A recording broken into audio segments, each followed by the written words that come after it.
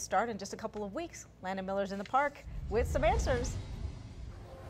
Yeah, good morning, guys. So back on June 1st, the federal water master had to cut off water to the Highland Ditch. That's the one that supplies water to the pasture here at Rancho San Rafael Park. Now, since then, nobody has been on the field, but now that the Great Reno Balloon Race is coming up in just a matter of weeks, it'll be the first time in a matter of months that someone's been on that field.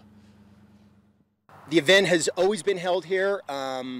It's part of its heritage and its history, and there really isn't another facility even in northern Nevada that could accommodate what we do.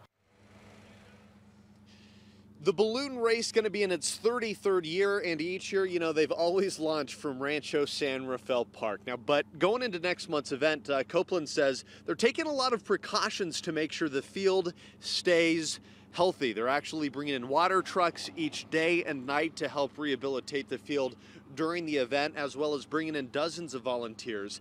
Now, the pasture, to be clear, we just want to make it clear, it's not dead, it's dormant, meaning it should come back to life next spring. But what would have happened this summer without having any water on it and putting people on it? Yeah, well, things could have looked very differently.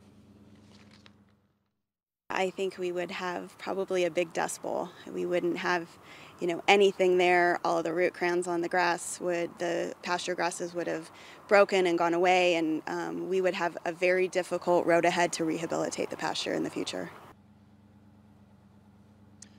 And the Great Reno Balloon Race is September 11th through the 13th, John and Annie. That's just 2 weeks away, guys.